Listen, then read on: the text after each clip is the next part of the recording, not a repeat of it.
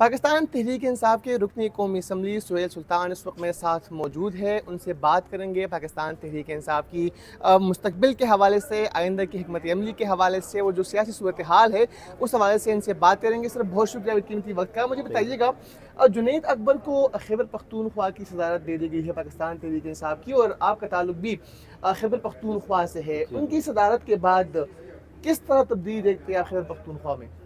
देखिए, दो चीज़ें हैं खैबर पख्तूनख्वा में।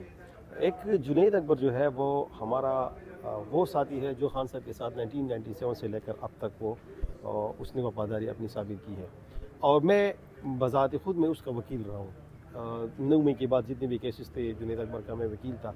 तो जिस दलेरी से उसने अपने केसेस का सामना किया, जिस दलेरी से उसने अपने वर्कर को मोबिलाइज़ किया, जिस दलेरी से उसने पूरी मलाकन डिवीज़न मर्दान में वहाँ पे जलसे किए, तो मेरा ये ख्याल है कि ये बहुत ही एक बेहतरीन फैसला है खान साहब का, जो इसको सूबाई प्रेसिडेंट बनाया गया है।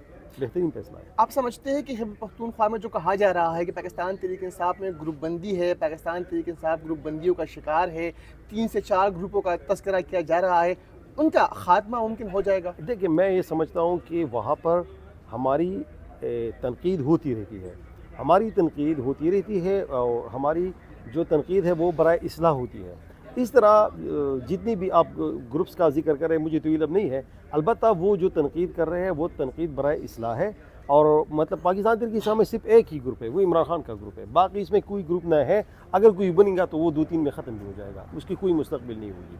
वो सिर्फ खान साहब का ग्रुप है, और वो जो हम कर रहे हैं वो तो सिर्फ ये जो कर रहे हैं आप, तो वो सिर्फ ये है कि हुकूमत पे तनकीद कर रहे हैं लोग। इसका ये मतलब नहीं कि वहाँ पे इख्तिलाफात है, इसका ये मतलब नहीं कि वहाँ पे ग्रुप्स हैं, तो कोई भी वहाँ पे ग्रुप नहीं है। आप समझते हैं कि जुनैद अकबर के बाद जो अली अमीन गंडापुर को सपोर्ट करने वाले थे, या हम देखते हैं कि मौलाना फजल रहमान के हवाले से बानी चेयरमैन कहते हैं कि कोई बात नहीं करेगा, उनकी तरफ से बयान सामने आ जाता है, तो जो उन का ग्रुप है, उनके साथ उठने बैठने वाले लोग हैं, वो खामोश रह पाएंगे? देखिए, ये तहरीक इंसाफ में अभी सीएमशिप एक अलग चीज़ है, वो गवर्नर्स पे वो रिलेट करती है, गवर्नर से। वो चीफ एग्जीक्यूटिव होता है सूबे का, वो उसने अपने गवर्नेंस पे तवज्जो देनी होती है। वो बहुत सी चीज़ें, उस पर बहुत बड़ी बड़ी जिम्मेदारियाँ हैं, और उसकी कंधे पर काफ़ी बोझ होता है, और उसने गवर्नेंस पे तवज्जो देनी होती है। बाकी पार्टी जो है उसका अपना एक तंजीमी स्ट्रक्चर होता है, उनकी अपनी जिम्मेदारियाँ होती है, उनकी उनका डोमेन बिल्कुल ही अलग है। वो 180 डिग्री पे दोनों डिफरेंस थे। तो पार्टी का जो ओपिनियन है, पार्टी की जो अगर वो एहतजाज पे जाते हैं तो ज़ाहिर बात है खान साहब की इंस्ट्रक्शन पे जाएंगे। अगर हम खान साहब कहते हैं कि नहीं आपने सड़कों पे एहतजाज करना है, तो हम सड़कों पे आएंगे। खान साहब कहते हैं कि इस्लामाबाद में एहतजाज करनी है, तो पूरी तंजीम इस्लामाबाद आएगी। तो ये मेरे ख्याल में खान साहब का बहुत ही अच्छा फैसला है, जो कि अली अमीन साहब ने खुद कहा था कि मेरे ऊपर काफ़ी बोझ है, मेरी नींद पूरी नहीं हुई, तो मैं रिज़ाइन करूँ, और अली अमीन साहब ने रिज़ाइन किया, और इसकी जगह जो है जुनैद अकबर को अपॉइंट किया। जुनैद अकबर साहब ने कल एक बयान दिया है कि एहजाजी पॉलिटिक्स का दोबारा आगाज़ करेंगे, इस्लामाबाद की जानिब मार्च करेंगे। अब आप समझते हैं कि जो कुछ 26 नवंबर को हुआ उसके बाद वर्कर्स इस तरह इस्लामाबाद की जानिब आएंगे, या फिर 26 नवंबर को जो कुछ इस्लामाबाद में हुआ उसके बाद भी ऐसा मुमकिन हो पाएगा? देखिए, मैं कल ख़ुद अटक जेल गया था। अटक जेल गया था, मेरे जितनी भी कैदी है वहाँ पर थे अटक जेल में, मैं उनसे मिला हूँ। देखिए, अब यकीन करें, मैं इस हवाले से गया था, मैं सोच के साथ गया था कि मेरे वर्कर जो है जेल में वो काफ़ी परेशान होंगे, काफ़ी तंग हो गए होंगे, मगर मैं तो हैरान रह गया वहाँ पे उनका मोराल देख के, उनकी बातें देख के। वो कह रहे कि कल हम रिलीज़ हो जाते हैं और खान साहब दोबारा कल देते हैं, तो हम दोबारा भी इस्लामाबाद का रुख करेंगे। और वो तो उनका मोराल जो है स्काई हाई है।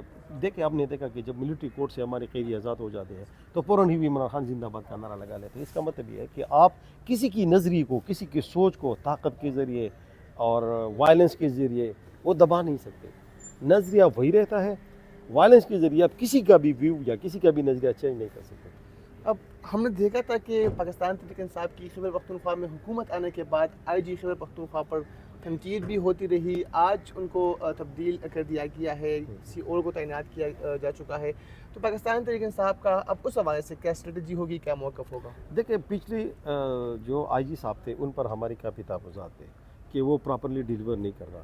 देखिए, प्रीवियस गवर्नमेंट में पुलिस, कैपी पुलिस की हमारी कारकर्दगी ओवरऑल जो है वो काफ़ी अच्छी थी, पुलिसिंग बेहतरी की तरफ जा रही थी।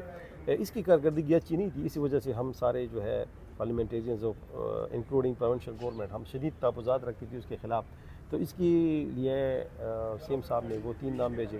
ابھی جو نئے آئی جی صاحب آئے ہیں اس کے لیے ایک بہت بڑا چیلنج ہے, کیونکہ کے پی کا انوائرمنٹ بہت الگ ہے. وہ پنجاب سے تعلق رکھتے ہیں. کے پی انوائرمنٹ بالکل الگ ہے. وہاں پہ امن و امان کے مسئلے ہیں, وہاں پہ طالبانائزیشن کے مسئلے ہیں, وہاں پہ لوکل ایشوز ہے, وہاں پہ دیکھیں کرم میں آپ دیکھیں وہاں پہ کس قسم کے حالات چل رہے ہیں. تو یہ ایک بہت بڑا چیلنج ہے پولیس کے لیے.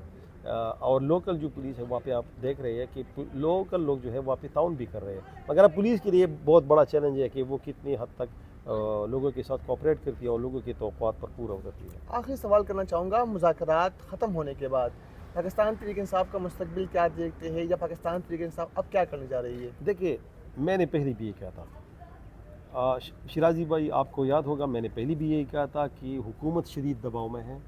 حکومت اپنے لیے این آر او مانگ رہی ہے, یہ میں نے پہلے بھی کہا تھا.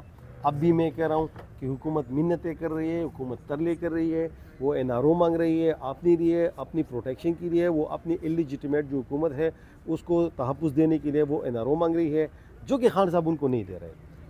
دیکھیں میں یہ سمجھتا ہوں کہ اس وقت خان صاحب جیل میں ہونے کے باوجود پاکستان تحریک انصاف ڈرائیونگ سیٹ پہ بیٹھی ہوئی ہے. یہ ملک عمران خان کے بغیر چل ہی نہیں سکتا. یہ معیشت عمران خان کے بغیر ٹیک ہی نہیں ہو سکتی. یہ امن و امان عمران خان کے بغیر قائم ہی نہیں ہو سکتی. یہ جو ہمارے نیبرنگ جتنی بھی کنٹریز ہیں ان کے تعلقات عمران خان کے بغیر بہتر ہی نہیں ہو سکتی. تو میرا یہ خیال ہے کہ یہاں پر ہم ڈرائیونگ سیٹ پہ بیٹھی ہوئے حکومت منتیں ترلے کر رہی ہے کہ ہمیں این آر او دی جائے, مگر خان صاحب این آر او دینے کے لیے تیار نہیں ہے.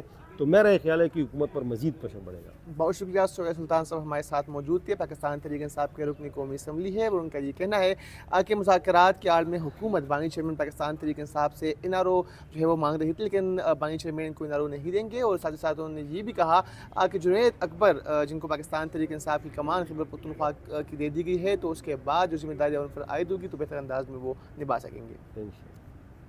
ابھی بھی خاموش رہے اس ملک میں سارے جو جرنلسٹ ہیں وہ بھی خاموش رہے.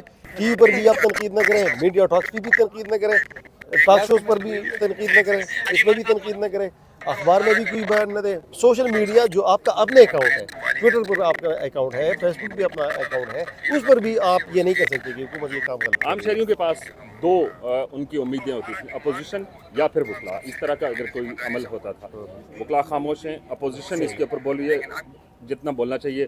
لیکن اپوزیشن میں سے ہی فیصل سلیم رحمان نے اس بل کو پاس کرانے میں مدد بھی کی. وہ وہاں پہ موجود تھے اور انہوں نے جلدی سے پاس کر اس کو پارٹی دیکھے گی کہ ہم بھی اس کے بیسیکلی ہم یہاں پر احتجاج کر رہے تھے, میں پتہ چلا کہ وہاں پہ وہ اس نے منظوری دے دی. اس پر پارٹی دیکھے گی, اعلیٰ قیادت دیکھے گی اس کے خلاف کیا کارروائی کرتی ہے. مگر میں بحیثیت وکیل بھی اس کو فیسیلیٹیٹ کروں گا, جو ہماری لیگل ٹیم ہے جو اسلام آباد ہائی کورٹ میں اس پی کا ایڈ کو چیلنج کرے گی. اور دوسری پارلیمنٹ میں ہم آپ کے ساتھ, آپ ہمارے ساتھ احتجاج میں, وہ تو ہم نے دیکھا تھا کہ ہم اکٹھے تھے. وقت دینے کا بہت شکریہ. بڑی مہربانی. اور اس پر کام کرے, اس پر کام کرنے کی ضرورت ہے, اس کو توجہ دینے کی ضرورت ہے. مگر حکومت کی پرائرٹیز کو یاد ہے, وہ 26 کانسٹیٹیوشنل امینڈمنٹ سے لے کر پی کا ایکٹ تک آگے, تو وہ جتنی بھی کئی قوانین اس ملک میں بن رہے ہیں تو ان کی توجہ پاکستان جو تھوڑی سی یہ کہہ کے بات کر لیں کہ پاکستان کو سالی کا شکار ہونے جا رہا ہے. جی دیکھیے یہ تو خیر انٹرنیشنل ایک رپورٹ اس میں آ گئی ہے کہ یہ پاکستان کے لیے انٹرنیشنل ایک رپورٹ ہے. مگر دنیا دیکھے کورونا بھی, مگر پاکستان میں جب انصاف اس نے کورونا کو بہترین انداز میں ابھی یہ کچھ سالی پوری دنیا میں آ رہی ہے. تو یہ اس کی پاکستان کا بنا بنا ہے. پاکستان کی میرا خیال ہے کہ جس طرح تحریک انصاف کی حکومت نے کورونا کو ٹیکل کیا تھا, اسی طرح اس کی لیے ایک ٹیم بنانی چاہیے, اس کو پراپرلی ٹیکل کرنا چاہیے. ٹھیک ہے سر.